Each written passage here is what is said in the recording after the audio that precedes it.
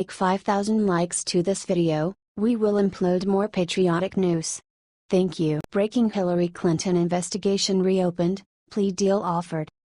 Hillary Clinton thought she was finally out of the woods when it came to the investigation into her personal email server.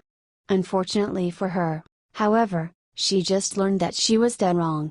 Newsmax reported that a Clinton attorney has confirmed that the Department of Justice's investigation into Clinton's mishandling of classified material on her private email system while she was Secretary of State has been reopened. The attorney added that the DOJ is considering offering Clinton a plea bargain if she agrees to plead guilty and admit that she broke the law. A high-ranking Justice Department official reportedly offered the plea bargain to Clinton's lawyer last month.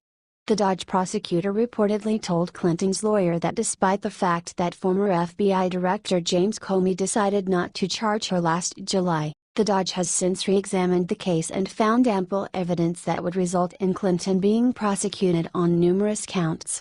The plea deal that has been offered will require Clinton to sign a document admitting that she committed a prosecutable crime, and in return, the DOJ will not file charges against her. If she signs the papers, the DOJ will also agree to not proceed with an investigation of her pay-to-play deals with foreign governments and businessmen who contributed to the Clinton Foundation or who paid Bill Clinton exorbitant speaking fees. Clinton's attorney added that it's highly unusual for a prosecutor to offer a plea deal before an arraignment and that Clinton has not yet been charged with any crime. This comes after President Donald Trump slammed Attorney General Jeff Sessions for not doing more to investigate Clinton.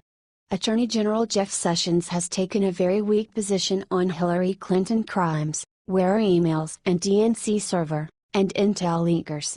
Trump wrote on Twitter on July 25. Share this story if you think Hillary Clinton should be locked.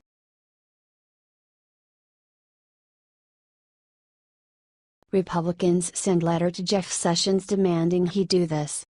The Republicans on the House Judiciary Committee sent a letter to Attorney General Jeff Sessions and Deputy Attorney General Rod Rosenstein last Thursday asking him to appoint a special counsel to investigate the 2016 presidential election. Fox News reported that Republicans, who were led by House Judiciary Committee Chairman Bob Goodlatte, RVA, warned that there are still many questions lingering from last year's election that can't be allowed to die on the vine amid the Russia probe firestorm.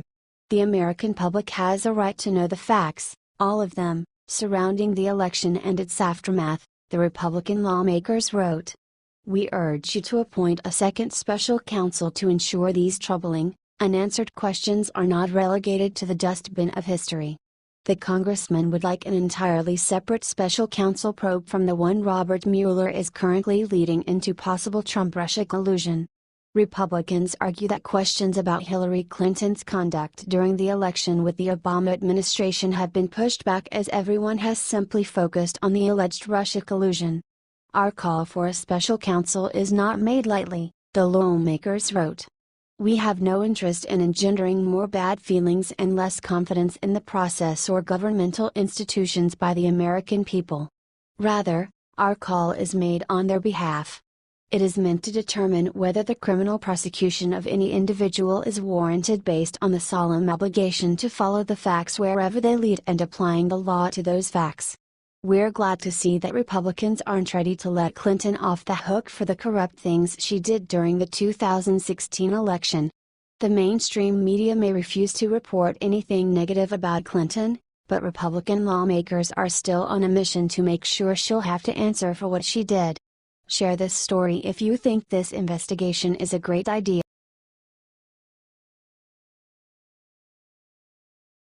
Breaking Trump makes major North Korea announcement. Tensions between the US and North Korea have been rising dramatically for months. Now, they appear to be boiling over. On Tuesday, North Korea said that it is carefully examining a plan to strike the US Pacific territory of Guam with nuclear missiles. Daily Mail reported that President Donald Trump fired back on his Twitter page on Wednesday morning to let them know that attacking Guam would be a very bad idea. My first order as president was to renovate and modernize our nuclear arsenal. It is now far stronger and more powerful than ever before, Trump said. Hopefully we will never have to use this power, But there will never be a time that we are not the most powerful nation in the world. Trump appears to have angered Kim Jong-un on Tuesday when he said that any attack on the US would be met with fire and fury. He has been very threatening beyond a normal state, and as I said, they will be met with the fire and fury and frankly power, the likes of which this world has never seen before, Trump said yesterday of Kim Jong-un. North Korea best not make any more threats to the United States, Trump warned after a reporter asked him about a nuclear standoff. The state-run KCNA news agency quickly released a statement saying that North Korea is carefully examining the operational plan for making an enveloping fire at the areas around Guam using its domestically made medium to long-range Hwasong-12 missiles. What do you think about the situation with North Korea? Let us know your thoughts in the comments section.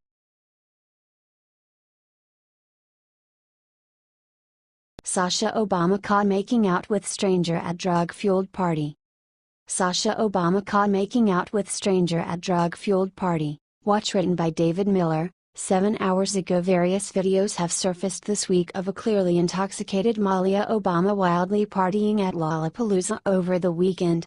Now, some shocking images have surfaced of her 16-year-old sister Sasha at the drug-fueled rager as well.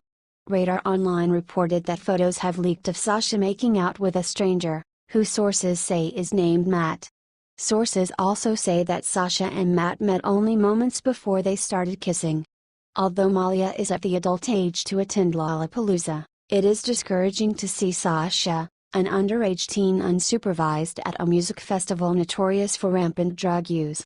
Barack and Michelle Obama used Sasha as an excuse to stay in Washington, D.C. after leaving the White House, claiming that as parents they wanted to allow her to finish high school there.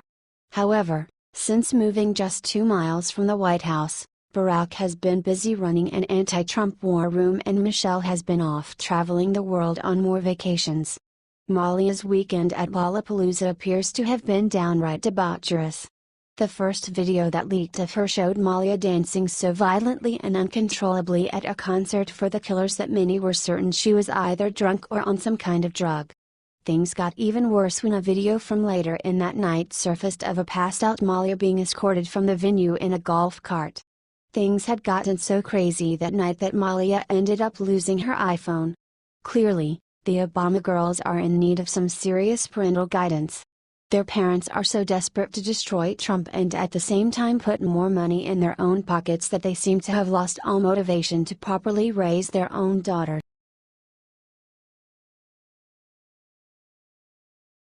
Democrats hit with huge arrest. President Donald Trump has spent months claiming that Democrats committed voter fraud in last year's presidential election, and the mainstream media has tried to make him look crazy for alleging this. However, the president was just proven right about this liberal voter fraud in a huge way. The Washington Free Beacon reported that 6 people have been arrested in Boston, Massachusetts for the buying and selling of false identification documents which were then used to allow for fraudulent voter registration. The Department of Justice found that 4 state workers at the Massachusetts Registry of Motor Vehicles teamed up with 2 other individuals to sell these documents to illegal aliens so that they could vote. The scheme involves stolen Puerto Rican Social Security cards and birth certificates that aliens could then take to the now charged RMV clerks in order to obtain driver's licenses and ID cards that would allow them to vote. The scheme involved several steps, the Dodge stated. First, it is alleged that Flacco, the document dealer, sold a Puerto Rican birth certificate and U.S. Social Security card to Bree, the document vendor, for approximately $900. Bree, in turn, sold the stolen identities for over $2,000 to clients seeking legitimate identities in Massachusetts. These clients included illegal aliens, individuals who were previously deported, and an individual who admitted to previously facing drug charges. After Flacco sold Bree the false identification papers, Bree typically used the counterfeit documents and false identities and addresses to fraudulently register the clients to vote in the city of Boston, the Dodge continued. Then, Bree and the client brought the stolen identities to the Haymarket RMV, where Medina, Gracia, Jordan, and Obramage would accept cash to illegally issue authentic RMV documents. including Massachusetts licenses and ID cards.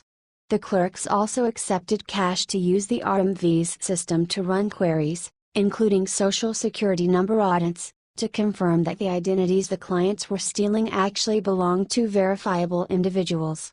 Each of the defendants are facing a charge of aggravated identity theft, and more people could end up being arrested as well. The investigation into the corruption and identity theft scheme is ongoing, the statement read. Share this story so we can expose this Democrat voter fraud.